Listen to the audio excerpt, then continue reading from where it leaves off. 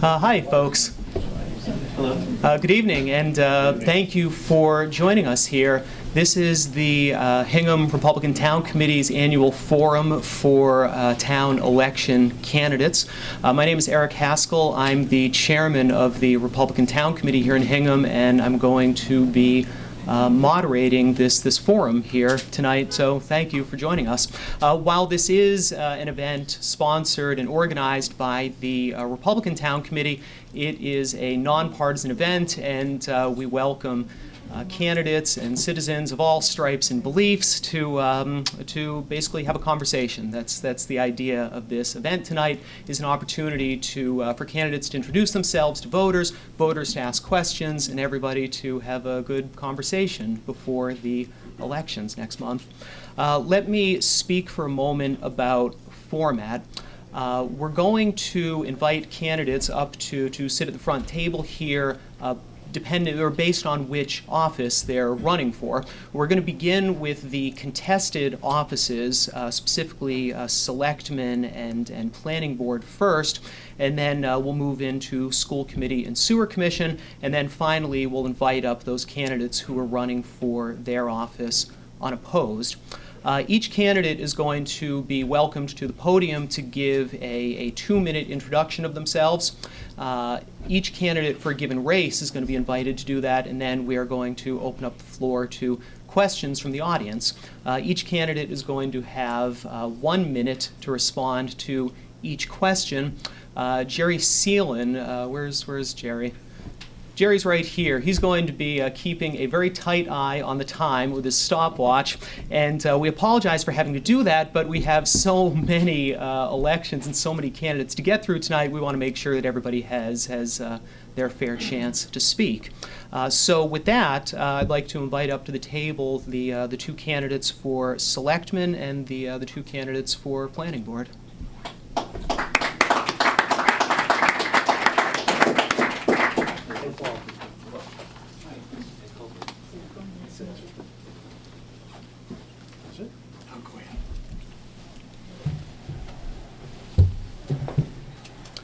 So beginning with the selectmen and going alphabetically, I'd like to invite Carlton Al Chambers up to the podium to introduce himself.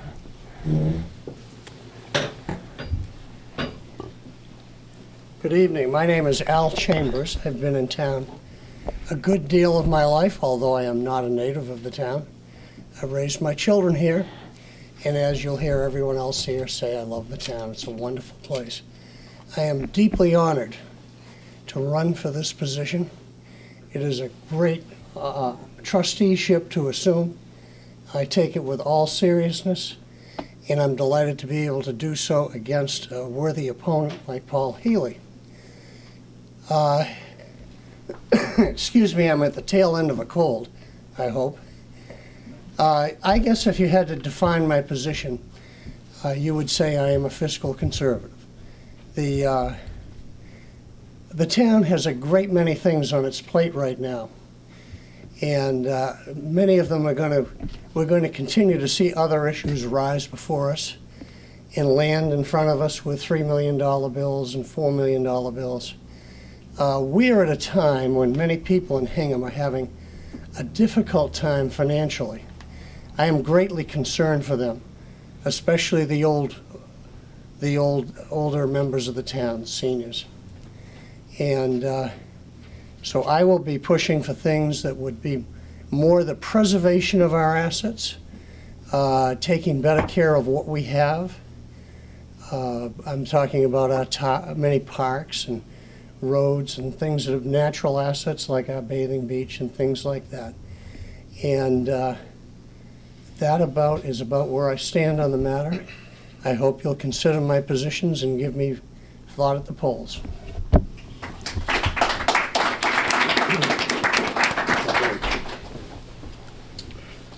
Also a candidate for selectman, Mr. Paul Healy. Good evening, ladies and gentlemen. My name is Paul Healy. I too have grown up here in town, graduated from the Hingham school system. My wife Esther is here tonight. Our 5 children went through the school system. I have 31 years of experience serving the town, 11 as a police officer, 19 as a planning board member. I'm currently sitting on the planning board. I've sat on the master plan committee, zoning committee, traffic committee. Many of you I've worked with over the years on various projects here in town. I believe that I would bring a seasoned, balanced approach as a selectman. I believe that I work well with people. I'm a good listener. I do tend to try and figure out the core issues of things before I take votes on them. I believe, like Al does here, that there are a lot of challenges in town. But I think that we have a great group of people that we work with here in town government. I think that this town is a place where people committed to the quality of life really pitch in to make it work well, and to be a place where when I come home at night, I really enjoy coming home. I like living here. I want to serve as the next selectman in this town, and I believe that I would work well with the existing board, and I think that I could contribute positively based on my time here, my service to the town, and my commitment to it. Thank you.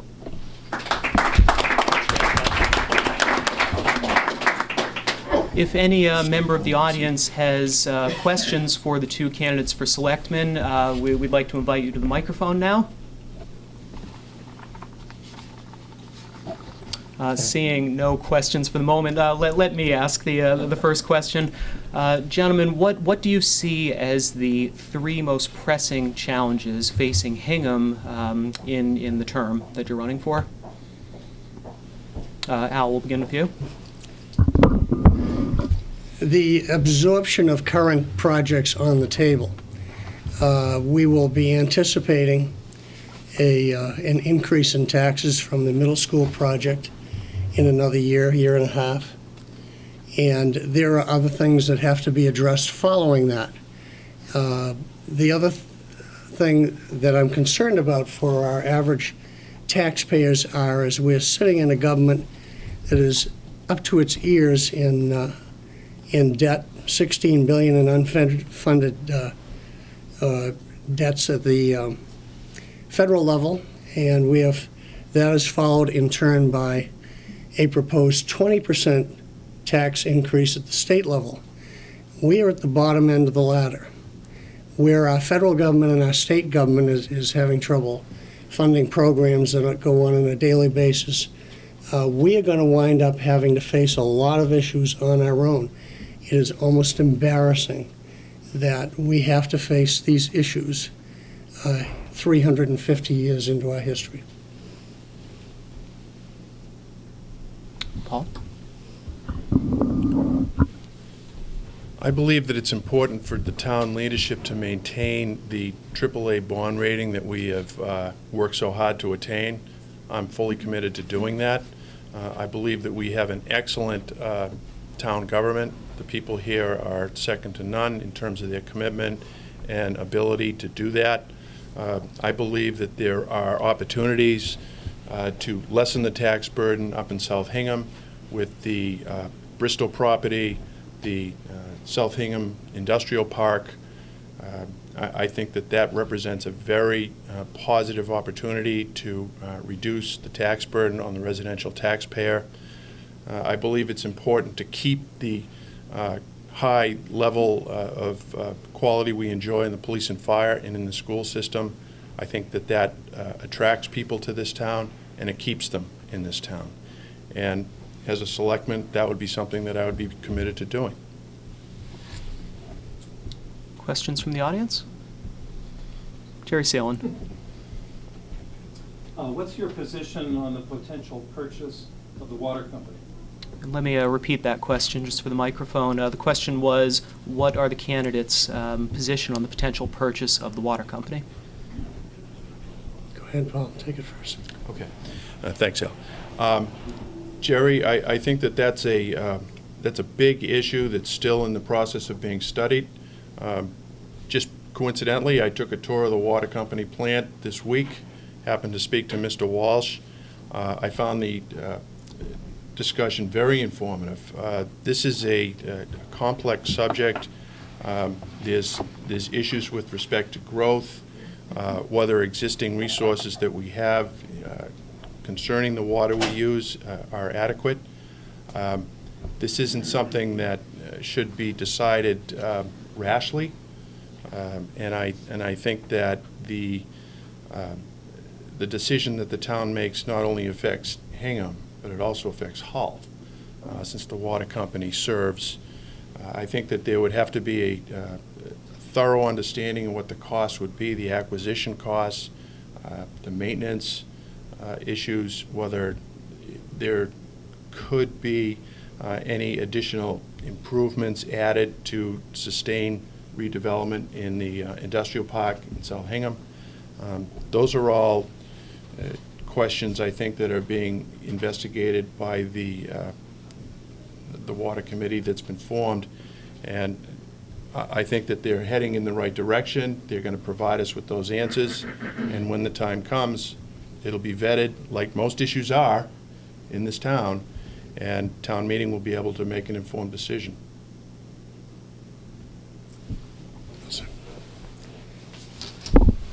I am, at the outset, I would say I am in favor of purchasing the water company. However, practically, I don't think it's going to be possible to do. And I don't think it's going to be possible to do for a long, long time. The initial figures you may have heard tossed around were the company itself, which is owned by a hedge fund in Australia, I think is worth $180 million. That's a lot of money for our own water. I've also learned the water really isn't our own. It belongs to the Commonwealth of Massachusetts, despite the fact we've got springs all over the city. I think a possible interim choice might be to ask the Mass Water Resources to acquire the property by eminent domain and take over the distribution of our own water resources. That's not going to make a lot of people happy because it's another interference with another government entity. But practically speaking, the amounts that are discussed so far are impossible for this town to discuss and to look forward to funding.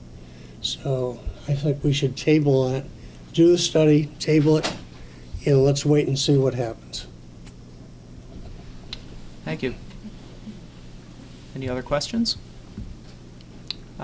Let me ask, gentlemen, which, oh, there is, I'm sorry. Laura. Thank you. Do you think the town should have a split tax rate, or should we stay at one tax rate? I'll go first. Okay. You want to go? Yeah. I don't think we should have a split tax rate. A number of the towns have them. Weymouth is a good example, right next door. When that happens, the commercial properties are taxed fiercely. To take pressure off your residential, you always increase the value of your business. But it's easy to look at the Derby Street shops and say, gosh, we got to kick their bill up another X number of dollars. And the same for the shipyard. The fact of the matter is, most of our tenants are local people struggling to earn a living. And a split tax rate would be devastating to our downtown. Most of the people down there do not own the buildings. Any increases is handed immediately to them, like we saw recently when some of the buildings were acquired for investment purposes. So I think a split tax rate is not good and would hurt a lot of people unnecessarily and frankly change the character of this town. The other thing I'd like to point out is we tax our water company on the basis of their assets. They are assessed for $20 million. When we go to buy them, they tell us they're worth $180 million. Well, if we tax them for $180 million in assets, we might have a whole fresh attitude about how to go about doing business in town. That's an interesting question. It happens to be the question of the week in the Journal coming up, so we'll be speaking to that in greater detail.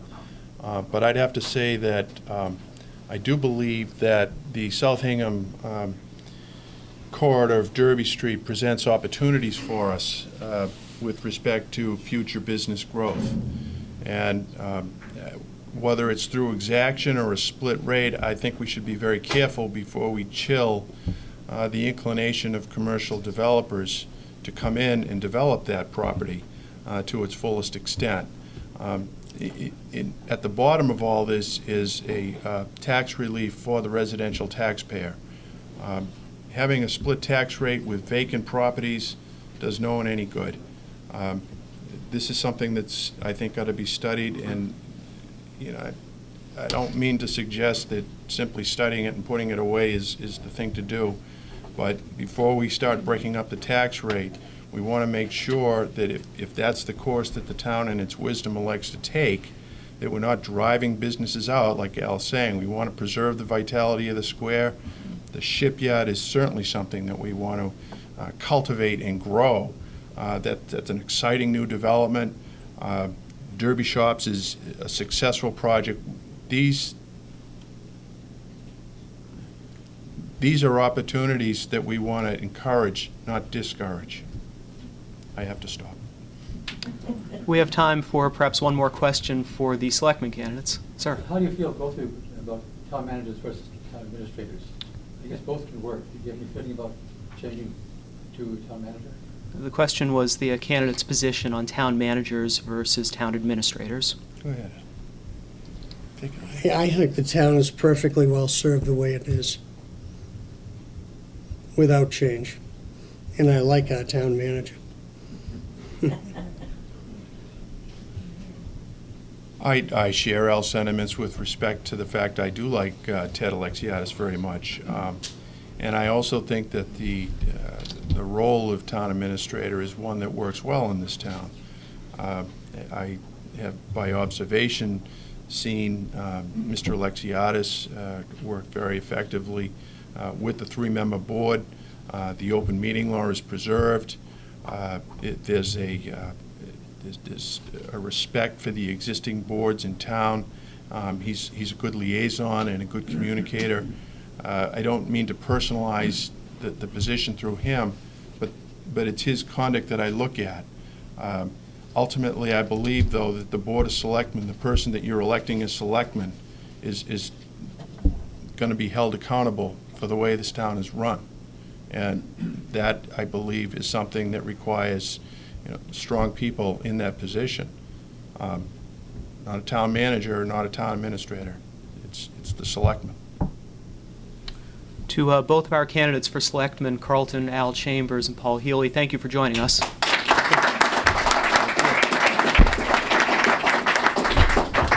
We're going to move on to our two candidates for the planning board. Again, going alphabetically, I'd like to invite Edward Colbert to the podium. Do you want to say? Sit down, whatever you feel.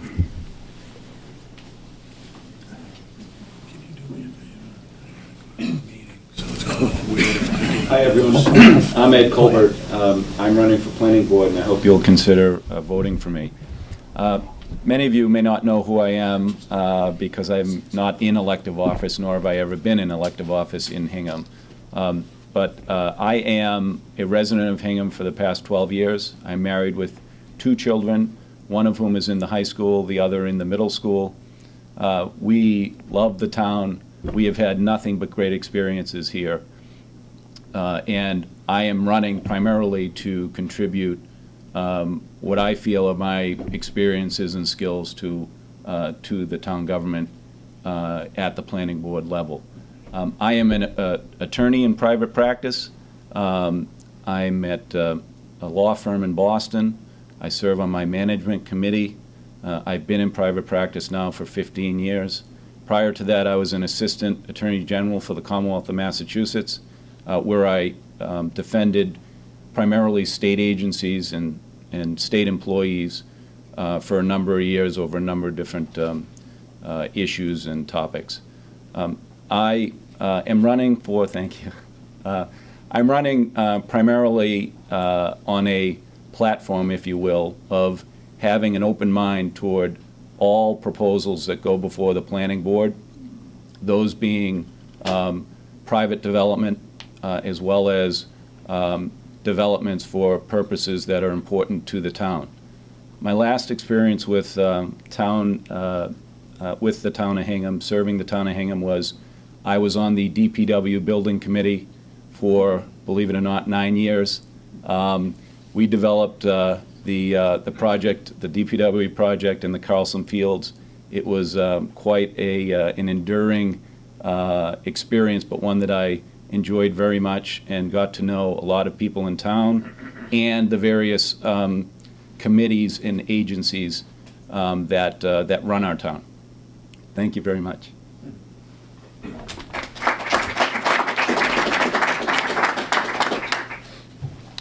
Ms. Sarah Corey, also running for the Planning Board.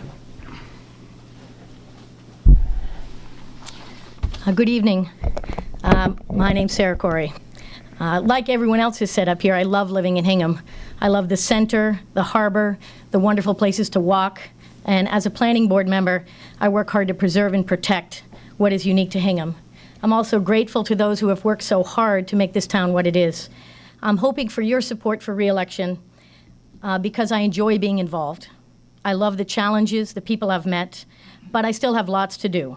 Responding to growth and development, creating affordable housing, protecting abutters' rights, providing a respectful forum for people's opinions and reactions to be expressed.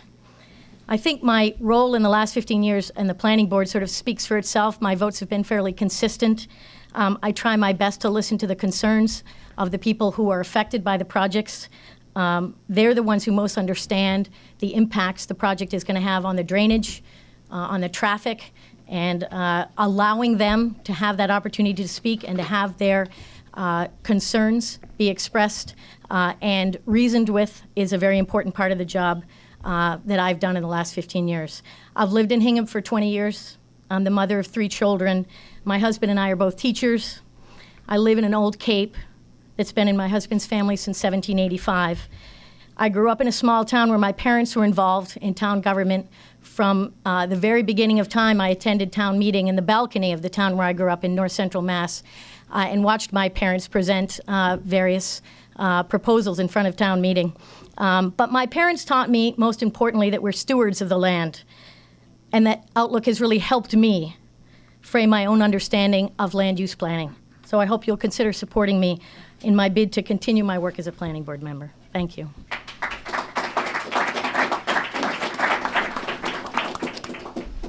I'd like to invite the audience to ask questions of our candidates for the Planning Board.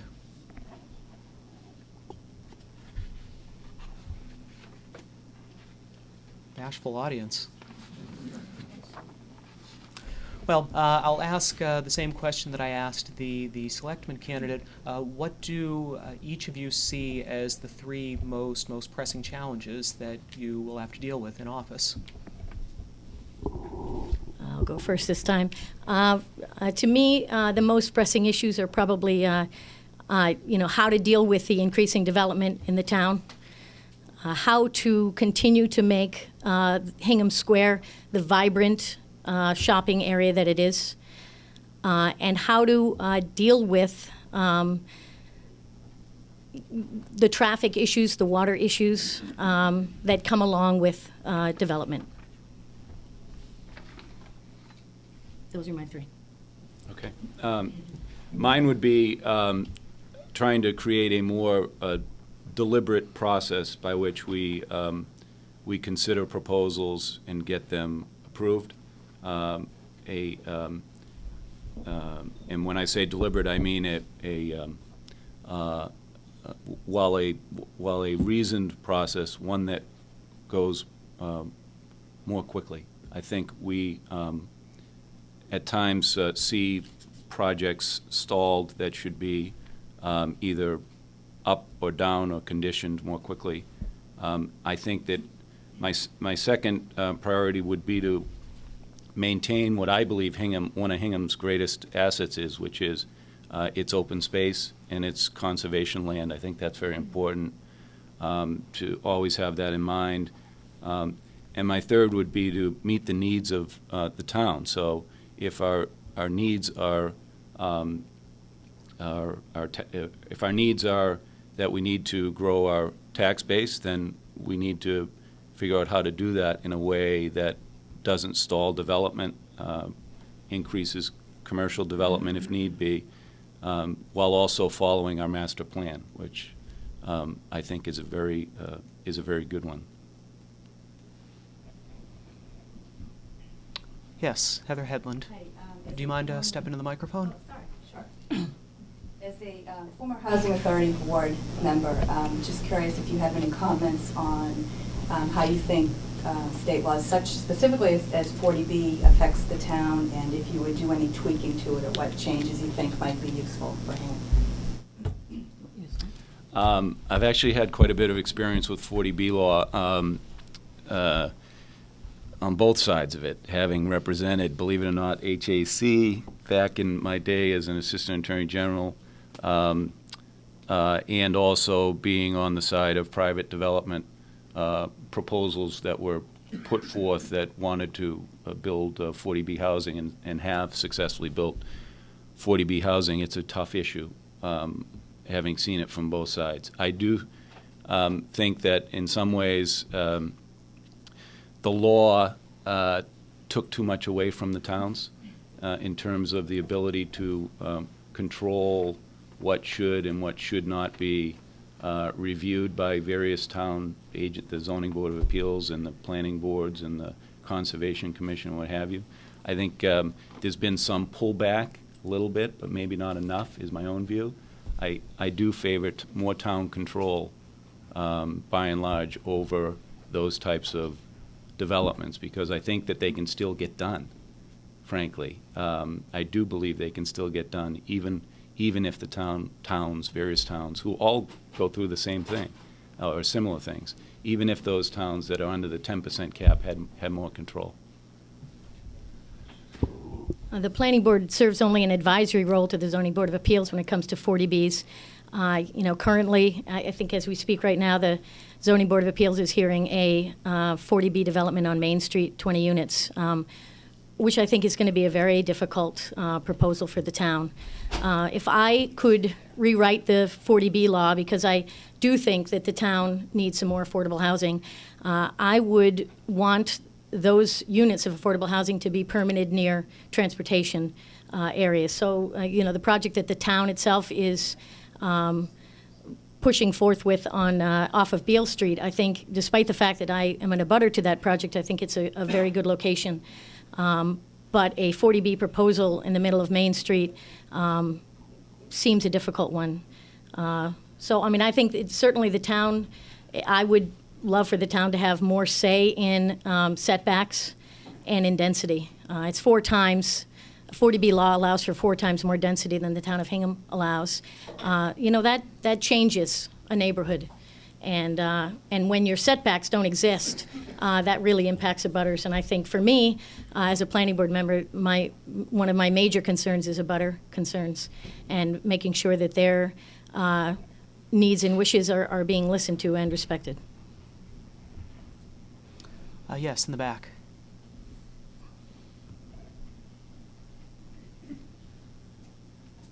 Hi, I'm Carol Falvey, 32 Jones Street. I'm also chair of the school committee, and as many of you know, I was before the planning board this year with a rather large project, the field project, and I have 2 questions for both the candidates. The first one would be, how do you intend to work with your fellow board and board members within the town of Hingham?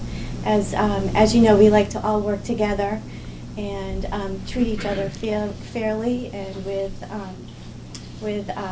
respect. So I'd like to hear how you would like to approach that going forward. And secondly, if at town meeting the field's proposal would be approved at town meeting, how would you approach working with the 1-year look back that has been written into the conditions of the field project, hopefully in a year from now? Thank you. I'll start. I certainly think it's important for every board, A, when they come in front of another board, and B, when they're hearing another board's proposal, to be respectful of the proposals in front of them. I think the Fields project was a difficult one for the planning board in some respects, in that it came under the Dover Amendment, and we, as we know, I've been on the board for a number of years and have voted twice on lights.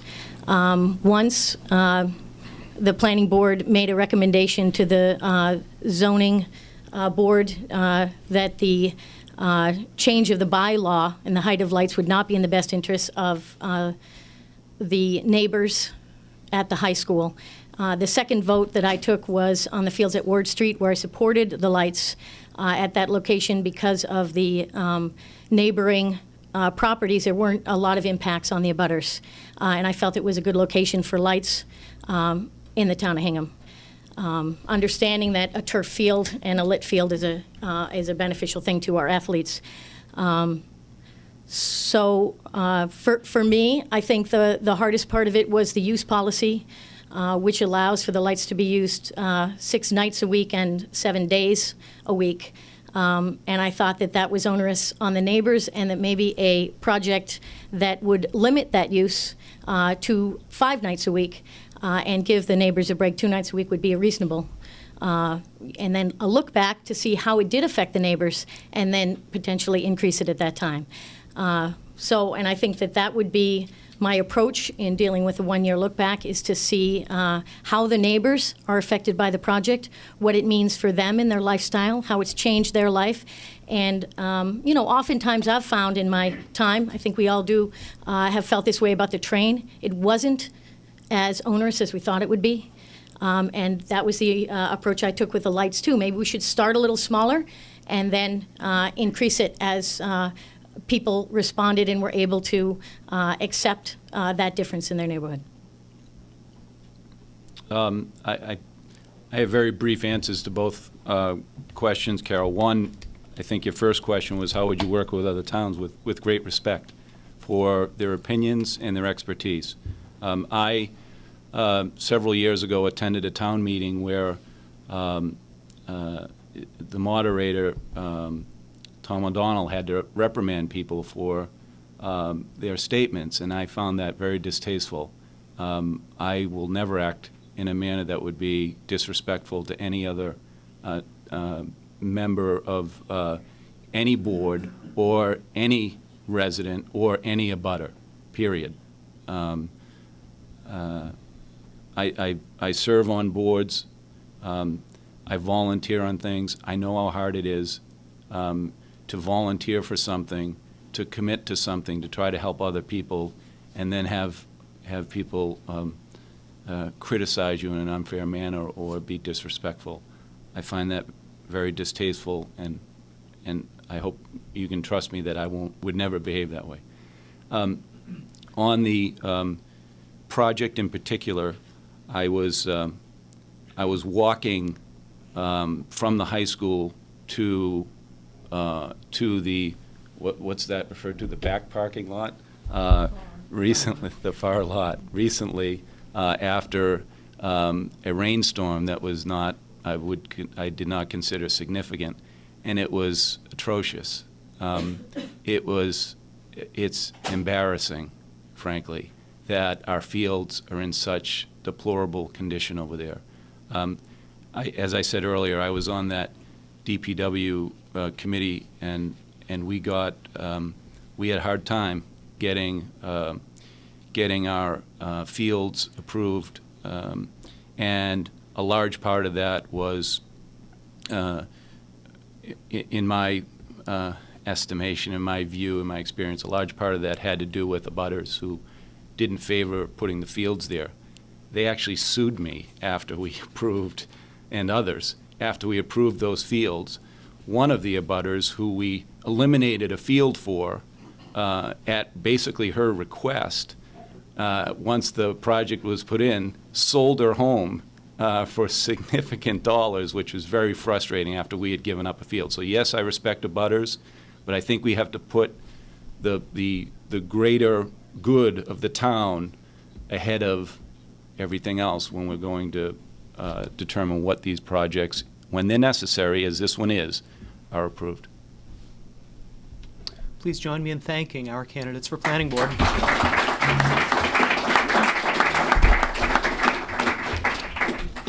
I would now like to invite up to the front table our 4 candidates for School Committee, as well as our 2 candidates for Sewer Commission.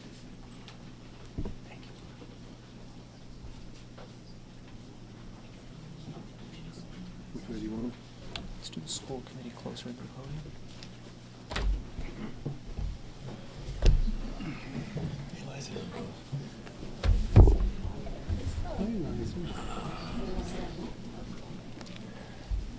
Hi, Greg.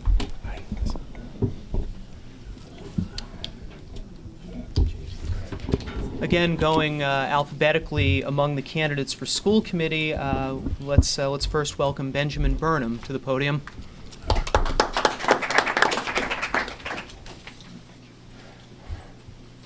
Thank you, everyone, and thank you to the Republican Committee for holding this.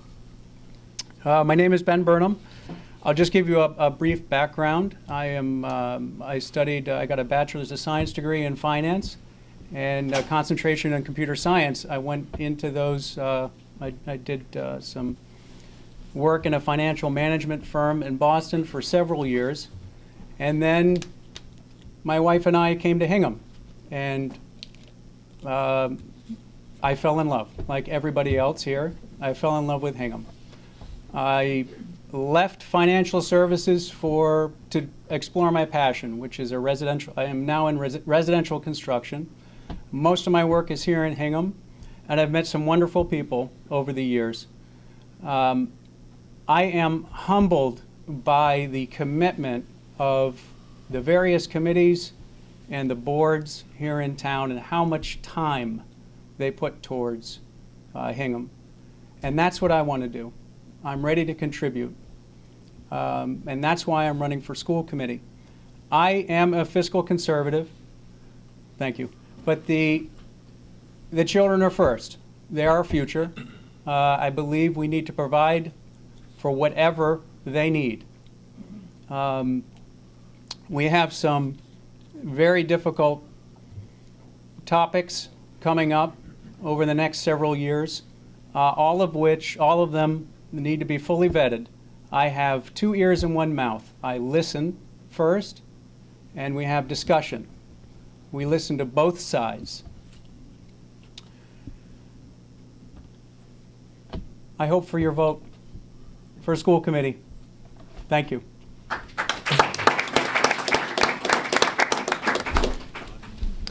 Running for re-election to the School Committee, Mr. Ray Estes.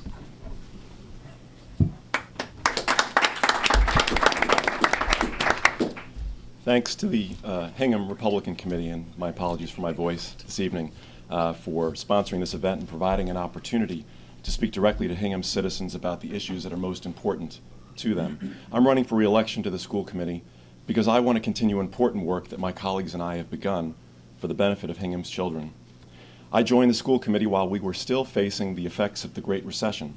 Following deep cuts endured to open East Elementary School, we faced years of zero or modest increases in operating budgets while expectations to provide quality services remained high. I'm encouraged by the financial outlook that suggests increased funding is possible, and I am grateful for a renewed spirit of civility and cooperation among departments and committees to achieve our common goals. Over the last 3 years, I've gained valuable experience working with other town officials to strike the appropriate balance between the provision of essential services and available resources, while gaining a comprehensive understanding of municipal finance and the interplay among town departments and their respective fiscal needs. I'm particularly proud of the work I've done as chairman of the School Building Committee for the past 2 years. Construction of the new Hingham Middle School continues smoothly and on budget. I've also coached youth sports for the past 6 years, volunteered at fundraising events for numerous causes, and proudly worked alongside other town officials with Father Bills in Mainspring in the development of independent, supportive housing for U.S. veterans. As citizens, our interests are not always aligned. Our everyday needs and concerns vary, as do our hopes for the future. But I think we can all agree that today's children are tomorrow's leaders, and we must do everything we can to help them succeed. That success will not come without overcoming challenges, and we face many. While the town's financial outlook is bright, Other issues will require attention, including changes in curriculum and standardized testing, the adoption of new teacher evaluation guidelines, and the negotiation of new contracts. We must also adapt with the changing times, continuing to invite the newest technologies into our classrooms.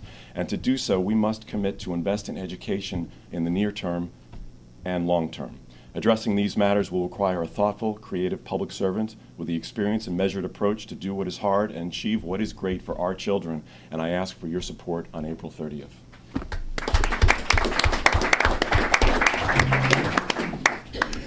Elizabeth Liza O'Reilly. Good evening. My name is Liza O'Reilly. I have lived in Hingham for 21 years with my husband Tom and our 3 children who are currently in 3rd, 8th, and 10th grades. Over the years, my children have attended East, Foster, the middle school, and the high school, and during that time, I volunteered in leadership positions on school councils, PTO board of directors, and for numerous school-based activities. I am also actively involved in the wider Hingham community. In 2010, the selectmen appointed me to the School Master Plan Review Committee to study the middle school. I am active in the League of Women Voters of Hingham and played a key role in its recent town meeting study.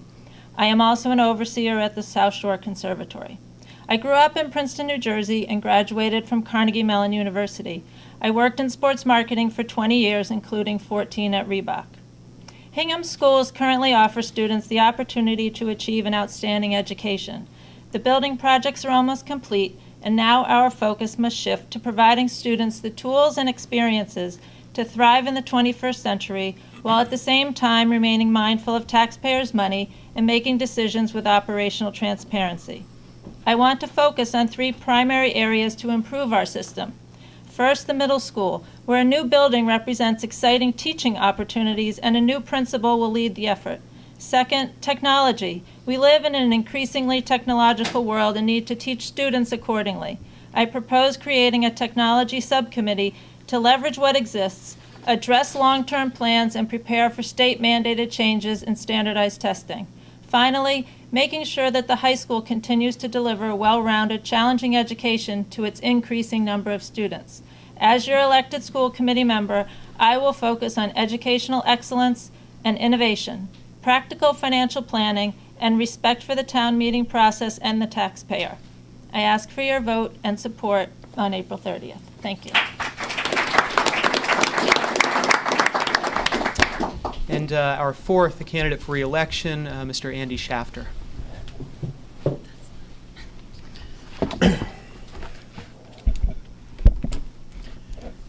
I would like to thank the Republican Town Committee for organizing this event and the citizens of Hingham for their support of our school system. My name is Andy Shafter, and I'm seeking re-election to the Hingham School Committee to finish the work I started 3 years ago. My wife and I have 4 children, 2 girls and 2 boys, from college to 8th grade. Our children went to PRS, East, the middle school, and the high school. And our experience covers the educational spectrum from IEPs to AP classes. People ask me why I like the job. I like being on the school committee because of you. I've gotten to know many of you during my first term, and I have listened to your thoughts, and I'm confident we share a common vision, providing Hingham students with a quality education. One of the strengths I bring to the table is my ability to work with others who do not share my viewpoint. It is unreasonable to think we will always see eye to eye, but it is not unreasonable to think that we can still converse. This ability is essential to the democratic process. 3 years ago, I ran to give a fresh set of eyes and an independent voice to the problems we faced. The challenges of the time was a weak economy, and given my interest in education and my financial background, I ran. In those 3 years, we have accomplished much, but I'd like to highlight 2. First, transparency. Each day we get better at providing you with information. Our meetings are televised now, our minutes more detailed, and we post increasing number of our documents on the website. Second, we are providing long-term solutions. The new middle school and the proposed field project are good examples. I'm seeking re-election because there's unfinished business. The issues include technology, our guidance department, our enrollment, all-day kindergarten, and other curriculum activities. I would like to finish the work I started 3 years ago. I ask for one of your 3 votes on April 30th, and I look forward to answering your questions tonight. Thank you.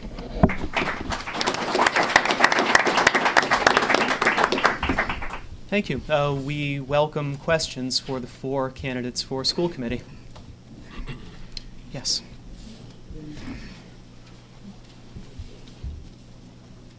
Hi, I'm Mr. Healy. I used to sit on the school committee, and I really appreciate all your work, whether you get on or not.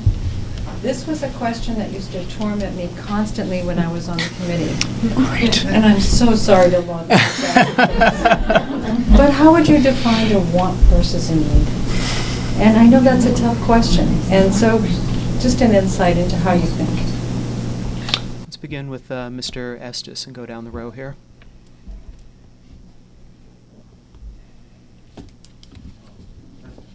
That's a tough one. I think a need is something that you can't do without. I think a want would be nice to have, but not necessarily essential. There are, I think, varying degrees of both. I think some needs can be superficial, some needs can be significant, such as sustenance. Right? I think wants can also have varying degrees on the spectrum and can, at times, edge toward needs, depending on changing times. And I think the definition of those two things does evolve with changing times.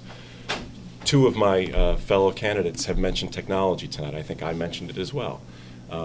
Technology changes every day. If we don't keep up with it, we'll be left behind, and we can't afford to leave our children behind in the education we provide them. And I think that's a perfect example of how what used to be a want perhaps 20 years ago has now become an essential need. And we have to evolve with the changing times, just as the definition of those things will as well. Mr. Shafter? Esther, it's great seeing you again. What's interesting to me when you discuss wants and needs is you've heard a lot of people here say they love living in Hingham. And one of the nice things about living in Hingham is we're able to have this discussion of the difference between a want and need. We're very fortunate to have that. And when you think about education, everyone has a different viewpoint. And this is a very difficult question to answer because every child learns differently. And we do the best that we can to provide individualism for every student. I don't think people realize how broad and big our school system is. I know a lot of times people might make a criticism saying we're 50% of the town's budget. Yes, we are. But we have over 4,000 students in our system. We have over 600 employees. We have six buildings with other facilities, probably control over 100 acres of land, and more than $100 million in assets. So when you ask me the question of the difference between want and needs, I'm not trying to evade your question. It's just very difficult to answer because we have such a vast system. Obviously, we've been also fortunate here in Hingham that not only do we have that we have this uncomfortable system of a want and a need, but we also have very supportive people. Look at our PTOs. Look at all the other programs they're able to provide that we defined as a need, but then they can actually, as a need, they can give the want. So, Esther, I'm sorry if I didn't answer your question, give you enough specific examples, but the nice thing about living in Hingham is we have a lot of opportunity, and when we try to provide the basics for our school system, which was required by law. We go the extra distance because we do have, what's that called, steps in our classes. We have leveling, so we're very fortunate to do that. And because we truly believe in the education process. But that's all I have to say. Thank you. Ms. O'Reilly. I agree with some of what they said, so I'll try and add to it and say a little different. I think each year we'll have to look at what are our wants and our needs. A couple years ago when we had to cut back some of the music programs in the middle school. Now, if we have the opportunity, and when it comes time with budgets to figure it, now at this moment, is that the right choice, or are there other wants that, or other needs that have developed, as with the technology or with the new core curriculum coming in? Do we need to devote more resources to teacher development and communications to parents so that everyone understands what these core curriculum changes, how it'll impact all of us? So I think each year we'll need to look at that, and then we'll also have to respect that each year the town as a whole will have choices of the whole pie. How much does the school department get? How much do other departments get? And we'll have to work closely with the rest of the town to understand the town's wants and needs. So we are fortunate to be in that position to make those choices, but we have to balance it each year and make the best choice of the want that we really want, and supply the needs that we really need. Thank you. You know what, I agree with all three, and I'm dying to know how you answered this question.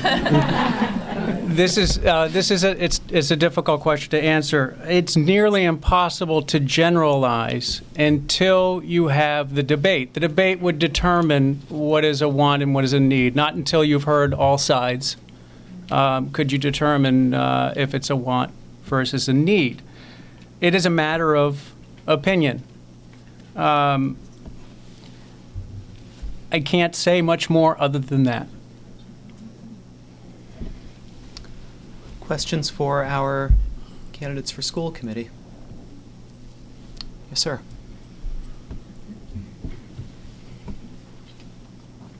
Hi, good evening. I'm CWS off of Burr Road. I've lived here for 6 months, so pardon my naivete, but I love Hingham. I have a background in education. I'd have to ask you, because I've struggled with this in my previous position. If you had to focus on continued investments in the future on either capital improvements or investing maybe in other areas like teacher development or teacher recruitment, which would you pick and why? Let's go in the opposite order and start with Mr. Burnham and come down the line this way. Thank you. Thank you for the question. I believe the teachers make the student. I believe in the teachers before the facility. I have had a wonderful elementary school experience where my teachers spent extra time with me. I needed it. And that was a springboard into middle and high school. I don't have an argument for anything other than supporting our teachers so that our students have exactly what they need. I feel now, going into the future in Hingham, I want to devote energy to teachers and teacher development. But we're very fortunate that the past couple of years, we had facility needs that had to happen. We had safety issues at the middle school with the roof condition, and we had to take care of that. The kids need to be, and the staff need to be in a safe, comfortable environment. We're fortunate that we're now coming out of that. It's not done yet, but we have to finish that project. At the same time, now we can start focusing on teachers. And we have a lot of challenges coming ahead of us that are coming down from the state and the federal government with the Common Core curriculum.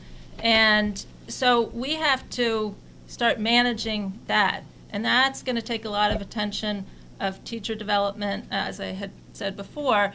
And we also still have a large population in the middle school that's starting to come up to the high school. And we need to make sure that we have the teachers there and the right class sizes there so that students get a proper education and that we can improve on what we've had in the past. And we'll figure out where's the right place to put those teachers to make sure that the students are challenged. Mr. Shafter. First of all, I salute your moxie for being here in 6 months and already coming to a meeting and speaking. So that is very, I appreciate you for coming for this and the question. There's really not a right answer to this question. And also, it's not one or the other. There has to be balance. And one thing we strive for in our budget, and the great thing we have buy-in with the town, is you have to maintain your facilities. And I would just like this one plug for our people who work on our facilities in Hingham. When you go to town meeting, look at how spotless that building is. We have fantastic personnel who keep that building clean and well updated. So when you talk about capital expenses, we must maintain them. And one thing is also, a lot of times people talked about the middle school, how the kids don't need this new building. One reason why you build a new building is also for the teachers, because you want to make the teachers the most efficient they can. They're managing 100 to 150 kids. If you didn't have room to let them have their own dedicated classroom, that means every time when they have their training period, they'd have to leave and go to another facility. There's only 48 minutes between those blocks. They're trying to catch up, and now that we live in this electronic age, parents are typing all the time, sending them emails all the time. So one thing good about new facilities is making the teacher more efficient. Smaller classes also help the teacher. So those are one thing about the capital side. In terms of teacher development, as long as people are willing to participate, it's always good. You always learn something. One reason why I love education is you're always learning. I'm a big believer in learning into perpetuity. I went back for my master's degree in my 30s. I still take continuing course. So when it comes to teachers development, as many of my colleagues here mentioned, we have the evaluation, we have a changing curriculum, and again, as what I stated in my opening remarks, every kid learns differently. So to me, to answer your question, I'm not trying to evade it and not be politically correct, but you need balance. And we have to maintain our facilities and move forward, at the same time provide the best sort of support service and education, teachers development for our teachers. Thank you. I agree with Andy, I'll tell you, and I think that that doesn't happen too often. But I think in this particular issue, it comes from working together for 3 years, and we've worked together on these issues very closely. I don't think that the two have to be mutually exclusive. I think, and Andy's point is very well taken, and in fact, studies have shown that the quality of facilities can have an impact on not only the performance of teachers, but the morale. And I think that those things are important when you consider that that trickles down to how they relate to our children in the classroom. Some would argue that over the last number of years, we haven't done a great job maintaining our facilities. I would disagree with that. If I had to agree to any extent, I would say because we haven't had enough money to do so.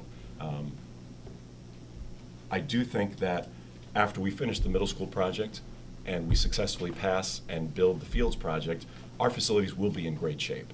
I think we can turn a little bit more focus on our personnel. I think we do need to continue to work hard to attract and retain highly qualified and talented teachers. But to do that, we have to offer competitive salaries.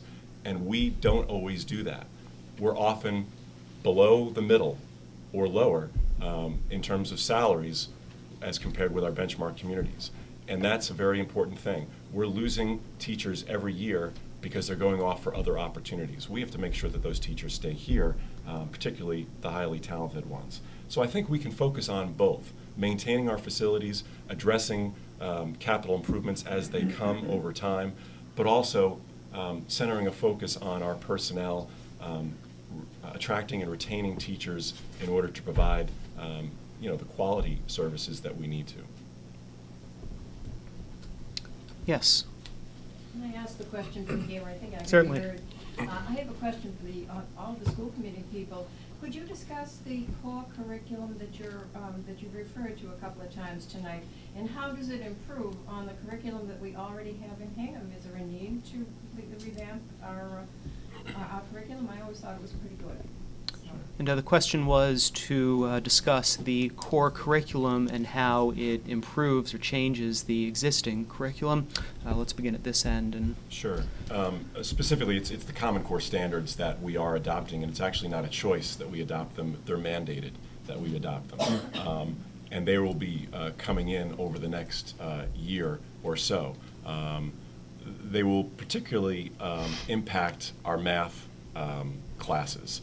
And we have spent a lot of time, Doug Holly, who has been longstanding math director, who retired and stayed on a part-time basis for 2 years and is now stepping away and will be replaced, has spent an inordinate amount of time kind of mapping courses within particularly the math department to align with the Common Core standards. And that's something that we have to do. I think that it's an effort across the Commonwealth to make sure that kids are learning the same thing at the same rate. And something that goes along with that is the new PARCC assessments that are going to be coming into play over the next couple of years. That is, eventually is going to replace the MCAS testing. A challenge that comes along with that, however, is that a significant component of it is going to be computer-based. So we will need additional technology in order for our kids to take tests on computers. And that's something we'll have to look at very closely as we study our technology budgets going forward. Well, Ray joked that we don't agree on much, but we agree on this, and I also appreciate him for giving such a good, detailed answer, so I don't have to repeat it all. The curriculum mainly is state mandated. The PARCC assessment is going to be one of our challenges on long-range planning because we have to figure out the implementation with the technology. But I think going back to one thing that is consistent here in Hingham is we're very lucky we have very good personnel. So when we implement this new technology, or when we implement this new curriculum, and having the leadership of Mr. Holly, we are on the forefront. And when Ray talks about Mr. Holly spending all this time in mapping, it is amazing the things that we've seen him do in the different charts. One of our biggest challenges moving forward, though, is to make sure we communicate it to the parents, to make sure if their kids have certain needs that they're on the right track.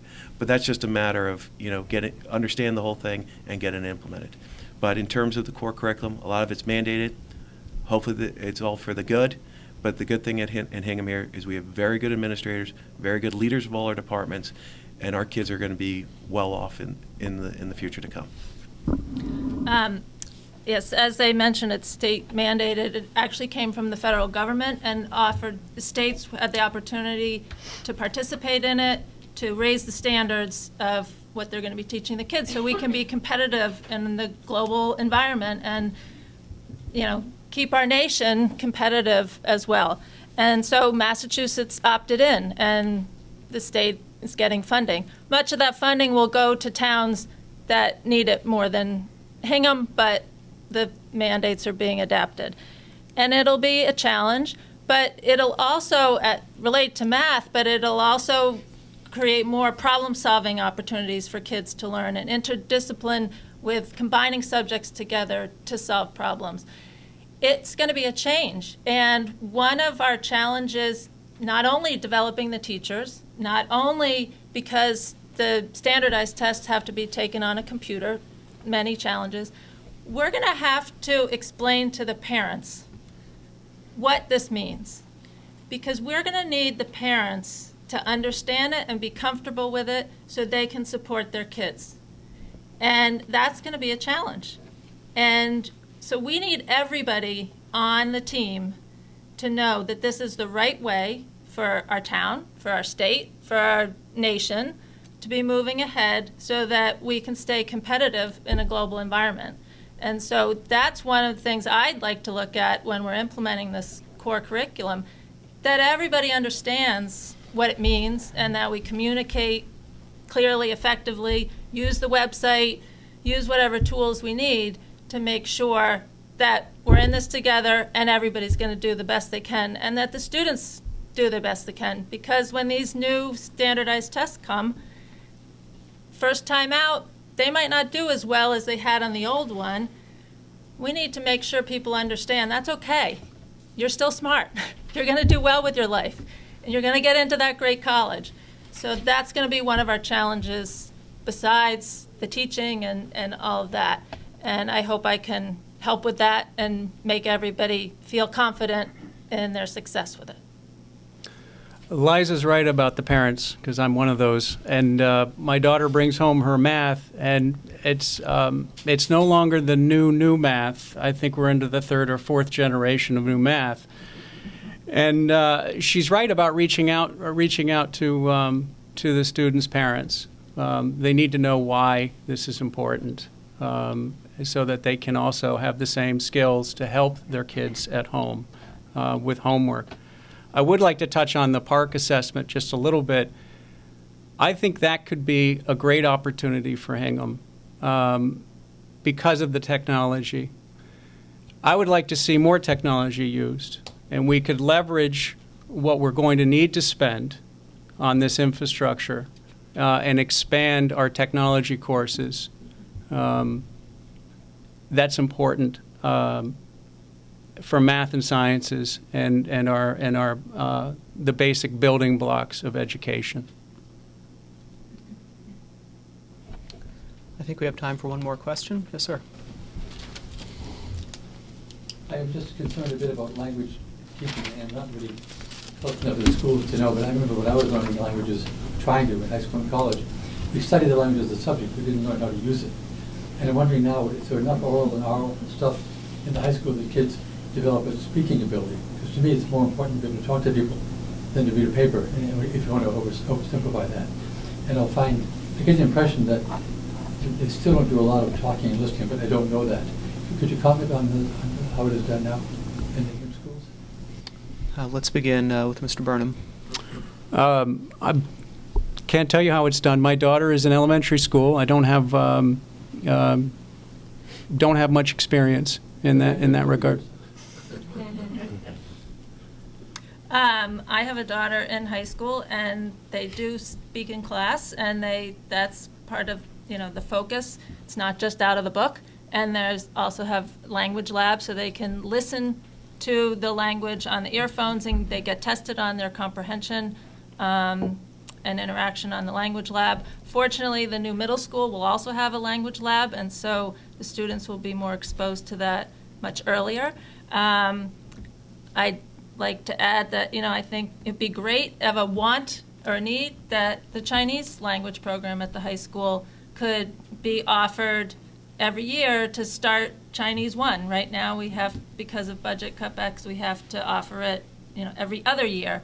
To me, going into our global society, that would be a really great benefit for our town to be able to offer. So, a couple things. The higher level language class you take, the more conversation you have in that language.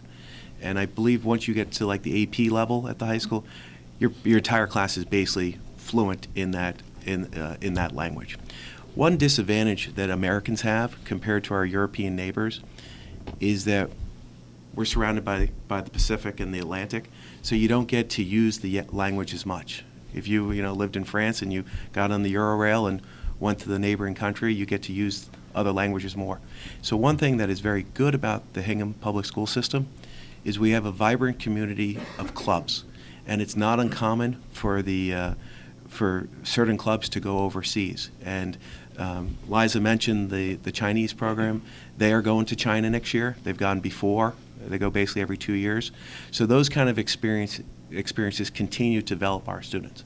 Would it be wonderful to be allowed? Would it be great to have kids being able to speak the language all the time? Yes. Unfortunately, though, English is a pretty much dominant language, especially here in America and also in most parts of the world.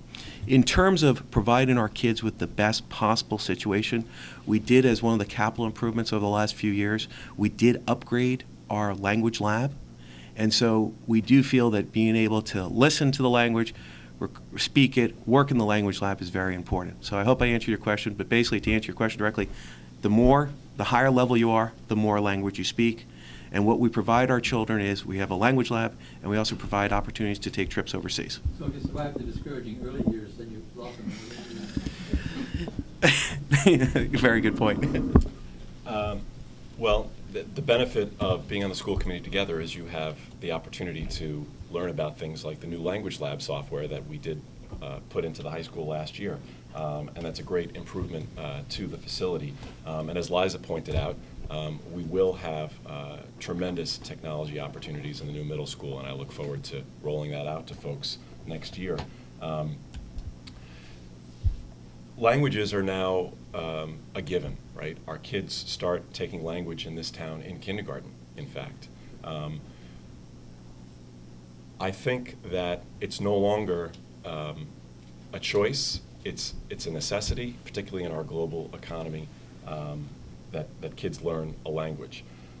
The one thing that's disappointing to me is that there are only 4 languages offered at the high school. When I went to high school in a different state, there were languages like German and Italian offered. And I understand why the languages have been limited to the ones that they are, French, Spanish, Latin, and Chinese. It's for obvious reasons. But I think language should not only be a necessity in a global economy or in everyday life, but it should be fun and entertaining. And if you want to take Italian, it might be nice to have an opportunity to take Italian. I think with respect to speaking, I think we do have some classes that focus more on literature and more on language. There are tremendous opportunities, as Andy pointed out, with clubs and with trips, the Chinese trip that's going next year, to really practice speaking. There's a trip, I think the French group goes up to Canada, to Quebec. I know that the music folks are going up to Quebec as well, and they have an opportunity to speak with folks in those countries when they go on those trips. So those are great opportunities. I think we have to continue to offer those opportunities to try to keep pace with, other towns, other states, and other countries with respect to languages. And I would hope to be able to offer additional language opportunities in the future. Let's thank our candidates for school committee for joining us.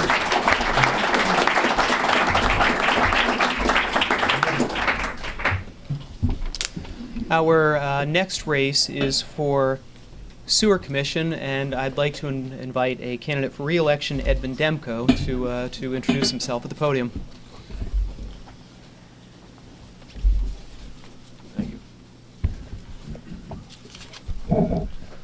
I'd like to thank the Hingham Town Republican Committee for sponsoring the candidate forum. For those who do not know me, I'm Edvin Demko and seeking re-election for the Board of Sewer Commissioners. I have worked diligently with my fellow commissioners and staff to keep the sewer rate stable and system operating efficiently. I worked closely with the Sewer Department Supervisor and Board of Health to develop a fats, oil, and grease program which has been instituted. This program applies to restaurants and other institutions that prepare food. The purpose of the program is to eliminate backup of grease in the sewer stations and mains, which causes damage and requires costly repairs. The new program is enforced in conjunction with the Board of Health and conforms to MWRA standards.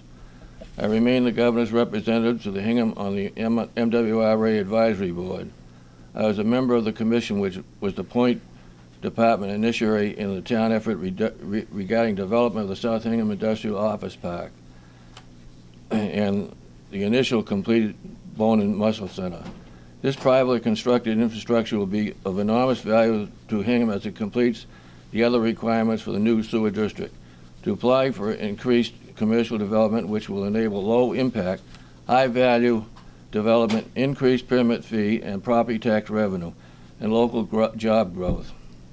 I'm running for re-election as your commissioner to continue to use my experience to sustain stable rates for ratepayers, to continue to assist in maintaining and improving the existing sewer system, and work with the other town boards and committees to ensure the creation of a new sewer district that will be so advantageous to the town. In closing, I'd like to quote from Robert Browning, who wrote, "Grow along with me, the best is yet to be." I respectfully request your support and votes for re-election of the Sewer Commission. Thank you. And our next candidate for Sewer Commission is Mr. Thomas Patch. Good evening. My name's Tom Patch, and I am a candidate for the position of Sewer Commissioner. First, I wish to also extend my thanks to the Hingham Republican Town Committee for providing this forum and for your attendance tonight and your participation. As Martha Stewart likes to say, any opportunity for electorate to become more informed is a good thing. So I want to tell you a little bit about myself. I'm a born and raised Hinghamite. I have deep roots in the town. My family goes back over 150 years. I am a product of the Hingham school system from kindergarten through senior high school. And from there I went on to receive my college education. I earned a BA in economics, summa cum laude. Then went on to law school, and I practiced law for over 20 years. And in my law practice, my experience focused on municipal matters and land use, including representation in both the federal courts and the state courts, as well as administrative proceedings. That practice experience ran from representing towns as town council, doing town council work, as well as representing developers and those impacted by developers. I often attend various town committee, commission, and board meetings to lend the benefit of my experience, hopefully, in vetting their various matters. And I seek tonight the position of Sewer Commission in recognition of the significant role that the construction and operation and access to sewer infrastructure has now and will be in the future to this town. Just remember that the Hingham Sewer Commission is charged with the oversight of essentially a public utility providing an essential public service to certain areas of the town. Therefore, I respectfully ask you for your vote on April 30th, and I look forward to answering any of your questions this evening. Thank you very much.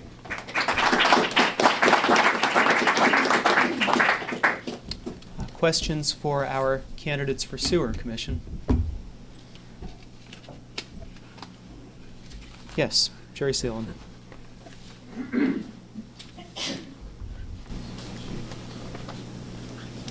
I think I know the answer that you're going to give us, but do you support the establishment of a new sewer system in South Hingham? And if so, do you think it should be limited to only commercial properties, or should it be expanded to the nearby residential properties as well? You first? Okay. Well, I think people have to understand that the actual biggest challenge, at least I see, in this town to management of growth is wastewater management, because it has become a de facto limitation on what can happen in the town. Most of the good property, so to speak, in town has been built out, and what you're looking at is there's a lot of marginal property left. And I mean marginal in the sense of dealing with wastewater. For example, if you look at the Bristol property up in South Hingham, that they run a quarry out there for a reason. Okay, it's very rocky. South Hingham also has more or less a high water table up in the industrial park, relatively high water table. So, you got to sit back and say, well, how are we going to do this? Are we going to let this land just sit there and not really be developed in a productive use, and therefore, basically force the taxpayers to subsidize that in a certain extent? Or do you take some steps to proactively try to do that which perhaps the private sector can't do or is reluctant to do? And so I think the reality of it is, my discussions with the MWRA, maybe Ed can talk to this as well, is that the MWRA doesn't seem to be interested in doing a piecemeal connection to the town as to the rest of the town. They would like to have the town all part of MWRA district or not. So, and that in turn, impacts the growth issues, because then what we're going to end up happening is a lot of marginal land is going to end up being able to be developed for residential or business or whatever we zone it for. So in the end, I think we have to control our own destiny. Basically putting in the sewer treatment plant, I think, is doing that. And I think this is one of the reasons why I wanted to run for this position, because I think this is going to really impact the future of the town, and we need to step carefully about what we do with this and whether or not we want residential capacity to go into the plant. And there's one thing I will mention, regardless if I get elected or not, that people have to keep in mind is that, just because this is going to be provided to the industrial park, at least that's what's proposed, just remember, under 40B, that gets overridden. That zoning issue gets overridden. So we have to think very carefully about whether or not we're opening an opportunity for someone to come in and do a 40B project in the industrial park. So that would be my answer. I agree with Tom, but I think we have to have further study and engineering regarding DEP EPA requirements and the possible effect on the aquifer, because we have the Aquid Pond, which is not too far away from there, so I think that's something that really has got to be resolved before we go ahead. And as far as the MWRA, they do like to have a master plan for a town. We had one submitted back in the 70s, but we didn't submit it. We had one outlined, but we didn't submit it. Like the town of Hull had a master plan. They entirely sued it, and they had 90% of it paid. So that's something we have to look into. Other questions for our candidates for Sewer Commission? I'll ask a quick one from the podium here. Could each of you describe a role model of yours and what impact that person had on you and your outlook? It's almost like a job interview. I'll go ahead. My role model will have to be my football coach, Bill Cronin, who has done more for the young people in this town, and he always guided me through my career. I'd say that he was my role model. He was a role model for a lot of other people too. In all candor, I can't really say that there's been one person. There's been a lot of people that have really had a significant impact in my life. Everybody brings a little bit something different to the table. And so, you know, I can think of wonderful people, wonderful teachers. I can think of Mrs. England, who was my second grade teacher, who instilled in me the passion for the town of Hingham, and she was a wonderful teacher. I can think of other teachers and coaches, and I, you know, I honestly can't say it was just one. I would say it was a collective effort. Other questions for our candidates for Sewer Commission? Please thank them for joining us tonight.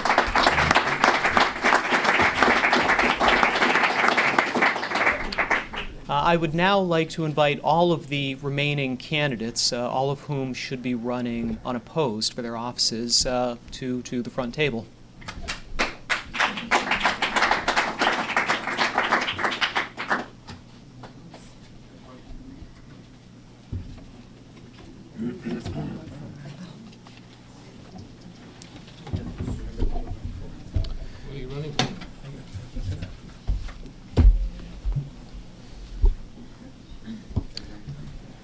And before we get started, because each of these candidates are running for different offices, can I ask them to, beginning down at the end and coming towards the podium, just introduce themselves by name and office that they're running for? And I'll start. Kirk Schultz, I'm running for Board of Health. Jim Watson, running for re-election to the Housing Authority. Hal Goldstein for the Board of Assessors. Vicki Donlin for Recreation Commission. And Michael Puzo for Moderator. And let's begin with our candidate for re-election as moderator, Michael Puzo.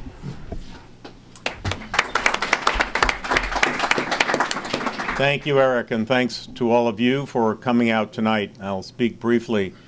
I was privileged last year to be elected as town moderator.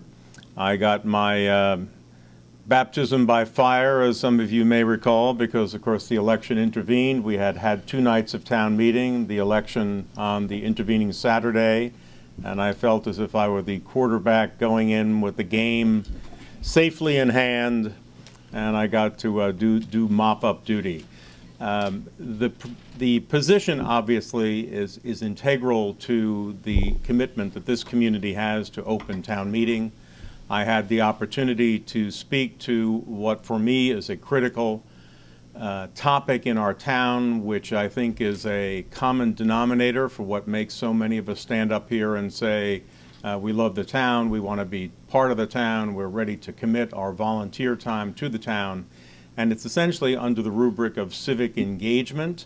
I believe that this town is blessed in many ways on account of the tradition. I mean, a lot of good things happen because, to the question that Eric posed to Tom and Ed, because things are carried down from generation to generation. And in fact, in this community, we have a commitment to open government and open town meeting that should not be lost. This position that I am currently privileged to hold, of course, has two primary components. The more public of the two is facilitating town meeting. When I ran for this election post last year, I said to people, particularly those who, as was I, were less familiar with open town meeting, having grown up in the Garden State, I said, remember, you don't go to town meeting, you are town meeting. It is the legislative body of the town. You constitute town meeting. So do get involved, do show up. There are very few things where you have voice and vote.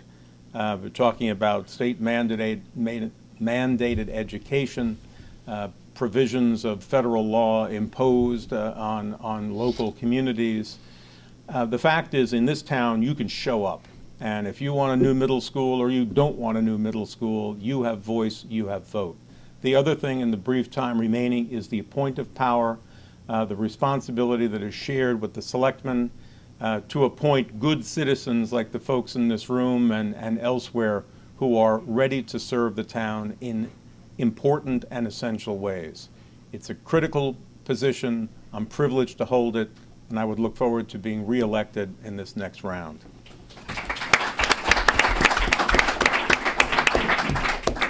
Does anybody in the audience have any questions for Mr. Puzo, candidate for moderator? Yes, Laura Marlowe. There's a warrant article this year, or there's an article in the warrant this year about electronic voting at town meeting. Do you have an opinion on that subject? Well, I certainly keep an open mind on most things. As folks know, the Government Study Committee has been looking at the question of whether Hingham would be advantaged from having electronic voting. I did look at this up close and personal by going out to Wayland. Wayland, Massachusetts does have open town meeting. And last year, after a study group had been formed similar to the one that the town meeting will have the opportunity to consider forming in this town, Wayland did adopt an electronic voting system. I watched it in operation. It worked very effectively. In sum, it gives to each voter a small device akin to a cell phone or a remote for your television. The moderator calls the question. Ultimately, we now come to vote. All those in favor, please press 1 for yes, 2 for no, 3 to abstain. Then there was, I will say, a somewhat awkward pause, because then everybody just sat there quietly while the vote was counted. It did, of course, have the extraordinary facility of then saying to the town clerk, who was sitting to the left of the moderator, the vote is 132 to 9 or 12 to 6, whatever it was. I will say, further to this point, it slowed the meeting down in a number of instances. I think that if the 7-member committee that we will be invited to consider forming is in fact formed, and if we were to one day have electronic voting, which is not an inexpensive proposition, I would say that it would be best used for certain votes and not all, because for many of our votes, I mean, for example, the representative to the Ada Bacon Fund, you might not want to wait 30 or 45 seconds for that vote to be taken. But on certain votes, which might be controversial or where people would feel more comfortable not having to stand up, as my wife and I have had on different occasions, and cancel each other out publicly, it might be nicer to do that privately. So. But I think that the wisdom of town meeting will be brought to bear on an important question. So thank you, Laura. Does anybody else in the audience have a question for Mr. Puzo? Please thank him for joining us. Thank you for having me. Our next candidate is for the Recreation Commission. Vicki Donlin is running unopposed. Thank you very much. It's lovely to be here to meet all of you. I'm a 40-year resident of Hingham. My husband Fran and I married just a little more than 40 years ago, and we decided to come and nest in Hingham. As so many of you here have done, this is where we wanted to come and raise a family. We have one son, and once our son was born, I decided to become very active in Hingham. I was a Cub Scout leader. I was the first woman soccer coach, I believe, in youth soccer, and the first woman to participate on the youth soccer board. I was privileged to be an assistant teacher at Plymouth River School, and when the school councils were formed, I was asked to serve at Plymouth River School on the school council.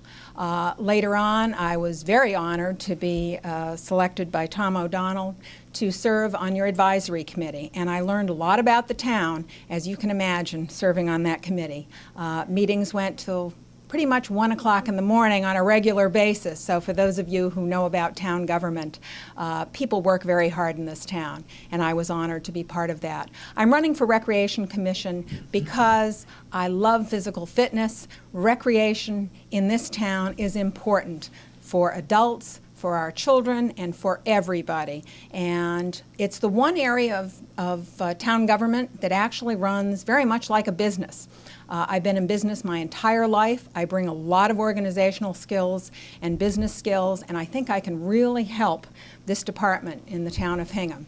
I'm going to do a plug and ask you to learn more about me on my website. It's VickiDonlan.com, VICKIDONLAN.com. And I am a person who's here, show up, I'm visible, you can learn anything about me, and I'll tell you, with your vote, you can call me anytime, and I'll be accessible for you. So thank you very much, and I look forward to getting your vote.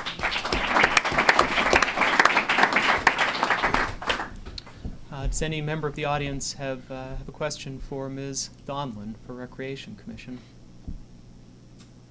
Yes, Al. I do. May I ask you for your help? No, please do.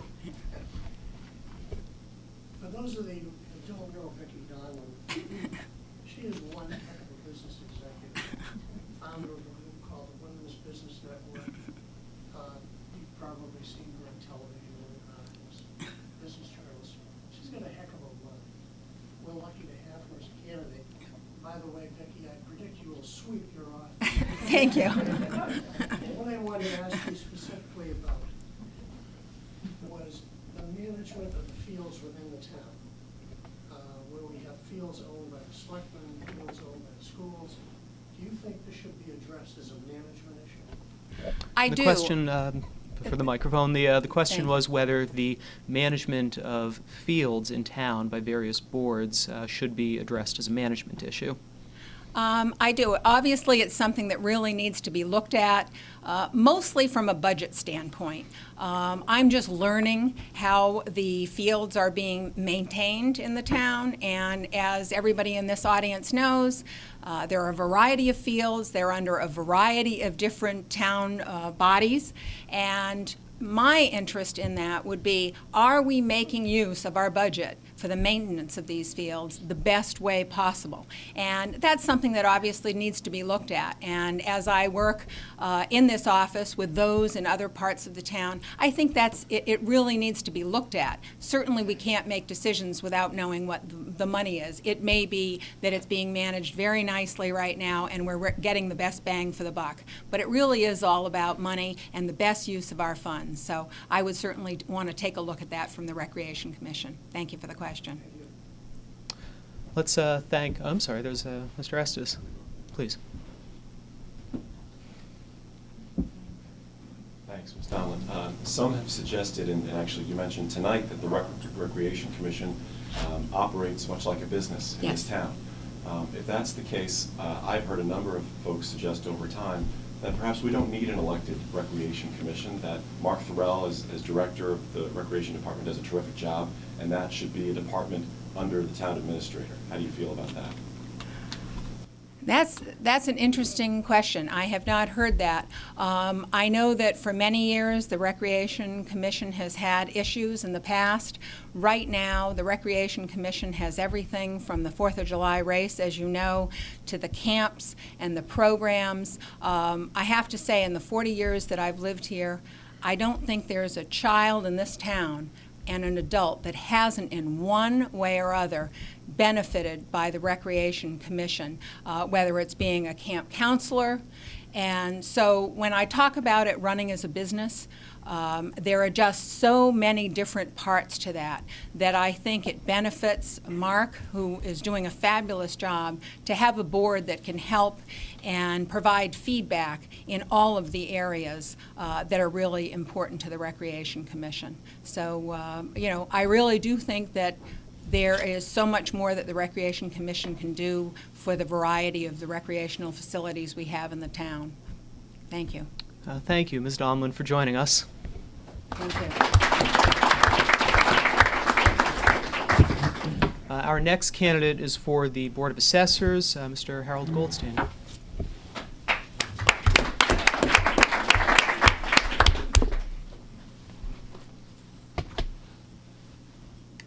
Good evening. My name is Hal Goldstein, 12 South Pleasant Street. Thank you for coming out.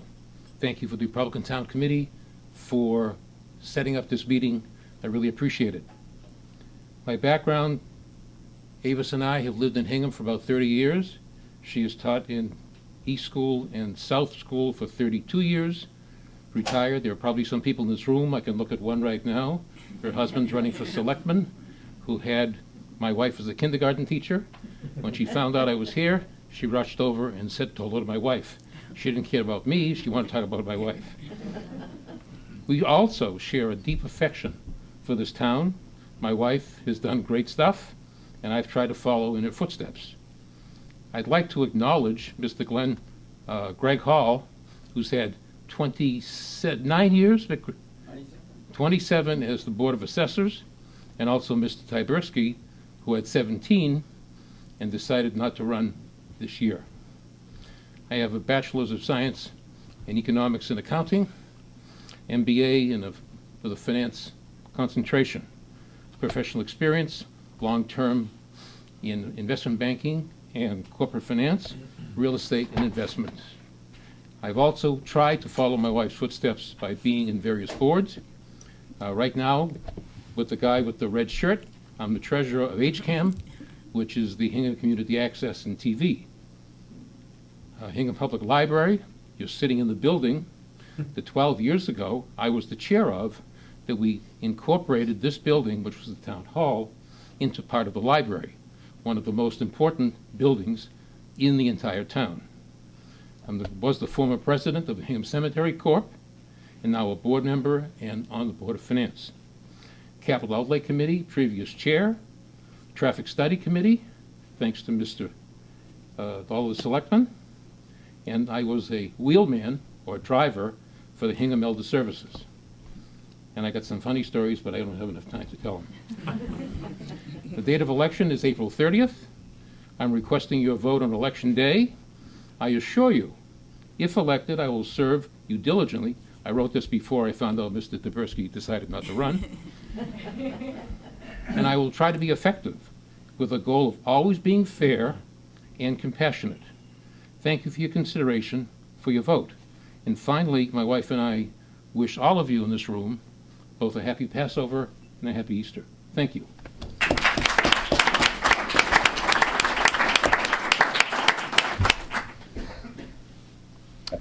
Questions for Mr. Goldstein, running for Board of Assessors?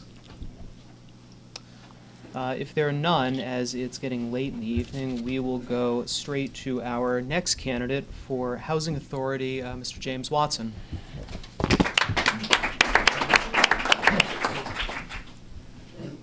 Good evening, and excuse me. Good evening, and thanks to the Republicans for putting on this event.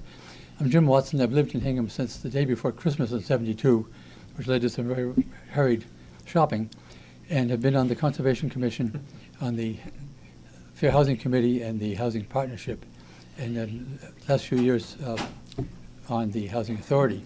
On the Conservation Commission, I wrote a lot of the first open space plan, and just a couple of years ago as a volunteer helped finish the current one. On the Housing Partnership, we were instrumental in passing the first inclusionary zoning bylaw, since improved and revised by the planning board, but we got the first one in. And we had one project that didn't happen, but might have, behind Plymouth River School, where the school committee donated some land, but we didn't persuade enough people. On the Housing Authority, I've been part of the board now for several terms.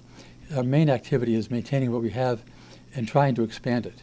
We have 78 elderly or handicap units, 6 units in the congregate unit, 8 family housing units, 50 people getting family housing through Section 8 certificates, and the one house in Scotland Street.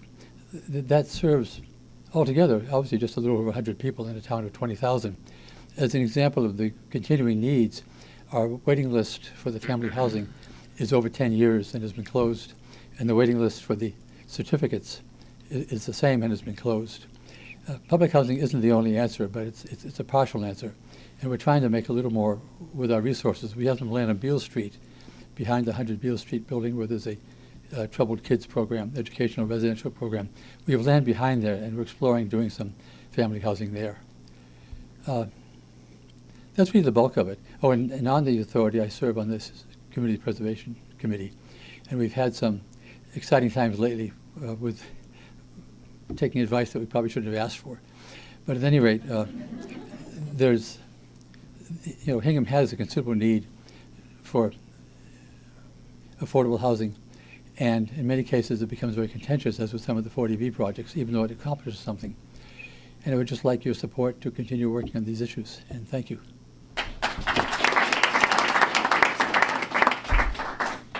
Questions from the audience for Mr. Watson, candidate for Housing Authority? Yes, Laura Marwell. Hi, Jim. I think I understand the difficulties getting CPC money to help the Housing Authority, but can you work more cooperatively in any way with the Affordable Housing Trust, which is another, town entity that is supposed to help promote affordable housing? A very good point. The trust was an outgrowth of the Housing Partnership Committee. The committee was only advisory and proposed projects. The trust actually has money and has done a marvelous job, as with the preserving the Lincoln apartments. They've already made donations, if you want to call it that, transfers to the authority for a capital needs study and a couple other things. And yes, we do work together. With Jim O'Brien's departure, there's sort of a loss of one connection between the two bodies. But there's sort of complementary roles. And yes, we probably could do even more with the trust. It's self-sufficient. I mean, it's made money on its investments and is doing a very creative job. And we're much more constrained because we have the rents from the apartments, some operating subsidy from the state, and some capital project money. But it's a very close thing, which is why we were looking for CPA money for some maintenance. Other questions for, I'm sorry. Other questions for Mr. Watson? Please thank him for joining us tonight. I didn't get a chance to speak, but I'm Kirk Schultz. I'm running for Board of Health. No, please, come up. Our next candidate is Kirk Schultz. He's running for Board of Health. Thank you. Kirk Schultz, running for Board of Health. I'm running for my 3rd term. I also was born here in Hingham. Some of the things that we do on the Board of Health, we have a number of regulations. We're currently updating the smoking regulations to add electronic cigarettes to those. We're also working on the Title V Hingham supplemental regulations and a problem that was brought to us regarding some Form A lots. We're also working with, this past year, the Long Range Wastewater Committee that we put together regulations regarding recycling and dumpsters. And we're also working with another regulation, the well water. And we're doing that now. I noticed my friends from Aquarian are here tonight, and they're helping us out with that. In addition to being on the Board of Health, I'm also on the Water Supply Committee and was one of the people who voted to send the town meeting article to before the committee. I recommend that, in which the study committee is now looking at that for our long-term possibility of purchasing that. And I'm also was a member of the Master Wastewater Committee, in which we put together a Master Wastewater Plan, which we did finish, and it talked about a lot about the South Hingham Sewer District. So I appreciate the Republican Town Committee for putting together this program. I look forward to continuing on the Board of Health, and I appreciate your vote, and thank you for having me tonight. Thank you. Are there any questions from the audience for Mr. Schultz, running for Board of Health? Well, that brings an end to our lineup of candidates for the night. So thank you all for joining us for the Hingham Republican Town Committee's annual forum for town election candidates. Let me express the Town Committee's particular gratitude to some of our members, Leah Godfrey, Helga Jorgensen, Chris Nims, Jerry Seelan, and the tireless Laura Marwill, without whose diligent efforts this event would not have been possible tonight. Please join me in thanking them.